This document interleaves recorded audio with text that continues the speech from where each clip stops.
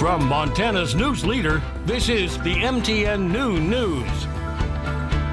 And good afternoon. Thanks for joining us on the Noon News. I'm Andrea Lutz. Blue Origin's Jeff Bezos has fulfilled a childhood dream of launching into space on his very own rocket, too.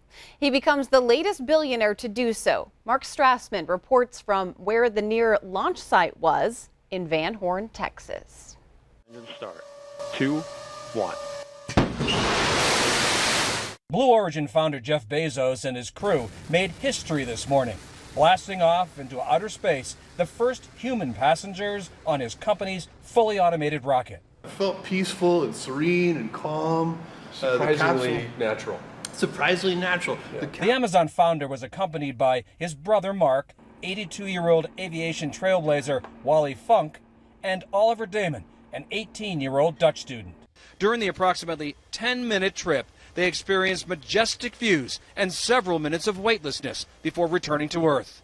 We set out to create the safest human spaceflight vehicle ever designed or built or operated. Bezos' space flight comes on the heels of fellow billionaire Richard Branson's flight earlier this month, ushering in a new era of commercial space travel. These are not inexpensive flights. Only very rich people or governments are going to be able to put people on board for a long time. So the question is, can they sustain this as a new marketplace and keep it going long enough for economies of scale to kick in and prices to come down? After a smooth landing, the excited and jubilant crew celebrated on solid ground. Bezos wants Blue Origin eventually to go to the moon and ultimately to colonize the cosmos. Today was the first step. Mark Strassman, CBS News, Culberson County, Texas. Blue Origin plans 2 more launches this year, the first sometime in the fall. All right, we are going to take a look at the Montana weather. A little bit of a different looking up at the skies for you, Miller. Just a tad. Just a little bit different? Tad, yeah. All right, a little cooler today, so that's good news. We're still above average for a good portion of the region and down in northern Wyoming. Let's take a step back. Yesterday, we did see some record heat. A lot of areas down in Wyoming saw some record heat, but just picking out a few here. Glasgow had a new record of 110. Billings, a new one of 107. 107 in Graybull, Wyoming, and Sheridan hit 104 as well. Now, we've got some cooler air, quote-unquote cooler air, that's bringing those temperatures down just a little bit today. We've got a lot of cloud cover, also the smoke's helping with those temperatures, but we still have an excessive heat warning in effect for parts of central Montana over to the east. Now you can see we've got some rain up in the northeast corner, just scattered all around the state actually, and that's going to continue as we go along today. Do we have more rain in the forecast? Boy, we need it. I'll let you know coming up here in just a bit. Andrea. Sure do, because there's plenty of fires burning across our state. Let's get to some of them. More than 200 people are now fighting the Burnt Peak fire near Troy. That one grew to almost 2,000 acres. The fire was started by lightning on July 17th. It's now 13% contained. Pre-evacuation notices are still in effect for the North Fork Keeler residents.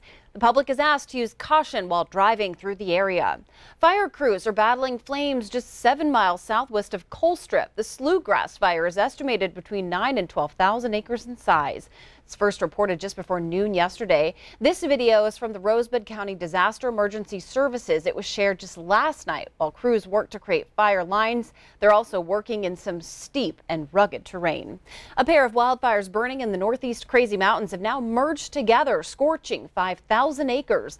They're now being called the American Fork Fire. The cause of the fire is under investigation, and a total of 47 firefighters are providing both air and ground support.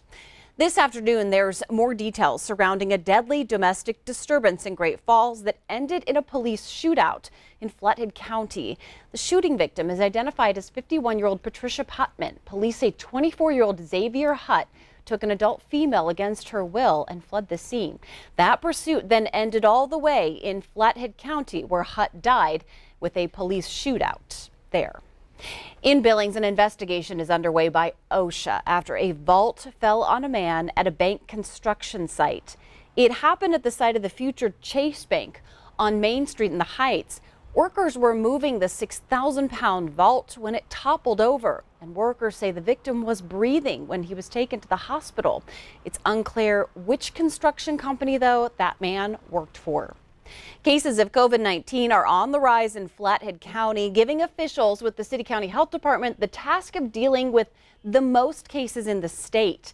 It's something that Health Officer Joe Russell's mind is totally comprised with, especially with some variants showing up. Here's MTN's Sean Wells. COVID-19 cases are on the rise again in Flathead County, leaving health officials concerned. We are seeing the Delta variant here. We don't know to what extent yet. Flathead County Health Officer Joe Russell says new variants of COVID-19 are leading to an uptick in active cases in Flathead County. Flathead County currently leads the entire state of Montana in active cases of the virus. Russell says the new Delta variant is highly contagious. They've identified through genetic sequencing that we have the Delta strain in the variant in Flathead County.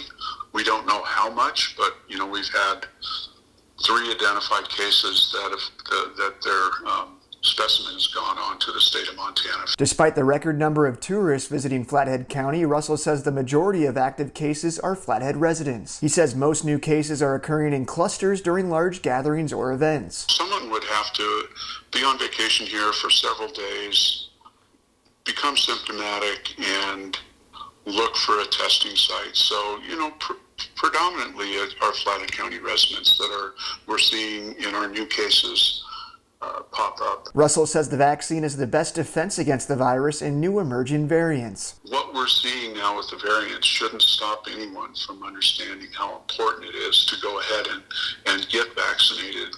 The alignment with the vaccines and the variants is really still very strong. Russell says the county is starting to see another uptick in COVID-19 related hospitalizations. This increase has been pretty steady, and so very concerning to me and our staff. Russell says 43% of the eligible population in Flathead County has received at least 1 dose of the vaccine. In Kalispell, Sean Wells, MTN News.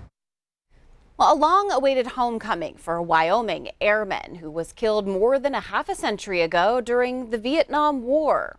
MTN's Russ Riesinger reports. Lieutenant Ray Krogman was shot down and killed during the Vietnam War in January of 1967. Today, he's finally home. It was a day that the family of Lieutenant Ray Krogman had long been waiting for. Thank God he's coming home now. It was also a day they feared might never happen. As Lieutenant Krogman's flag-draped coffin was unloaded off the plane, it ended a journey that began more than a half-century ago. Kelly Krogman Steindorf was just 6 years old when her uncle was killed. Grandma never gave up hope. She passed in 90, but they looked for him for a long time, and they had ideas and whatnot, but it was every time we got a report, it was, no news. So when that came, it was just truly a blessing. After an honor guard ceremony at the airport, Lieutenant Krogman began the 125-mile trip back to his hometown of Worland, where he'd been president of his high school class, an athlete, and an Eagle Scout. People lined up along the procession route to pay their respects, including one troop of Scouts. Well, I felt it was important to be here today because it's definitely not every day that we find remains, especially as old as the Vietnam War. And a lot of times, especially with Vietnam veterans, they did not get the respect they deserved when they came back. Well, just to welcome a fallen brother home. It's been, since 1967 when he went down, and it's a long time to be out there and no one around to support you and stuff. So it's really great to see that they found him and they're bringing him home. Lieutenant Krogman's remains were discovered at the crash site in 2019 by a scientific recovery expert and finally identified last year, bringing some closure to his family and a return home for an American hero. We've waited for a long time to come home. We just never dreamed it would be with all this fanfare and honor to have all the military and the Patriot Riders and everything. It's just truly a blessing. Lieutenant Krogman will now be transported back to his home of Worland, Wyoming, where a public ceremony will be held Wednesday. In Billings, I'm Russ Riesinger reporting for MTN News. All right, Russ, thanks so much. And again, that public ceremony is going to be Wednesday morning at 11 a.m. at the Worland Middle School. Still ahead on today's noon news, cardboard boxes are making quite a stir at the Tokyo Olympics and creating a bit of laughter among the athletes. We'll have the story, but first Miller is back in with a look at that statewide weather forecast.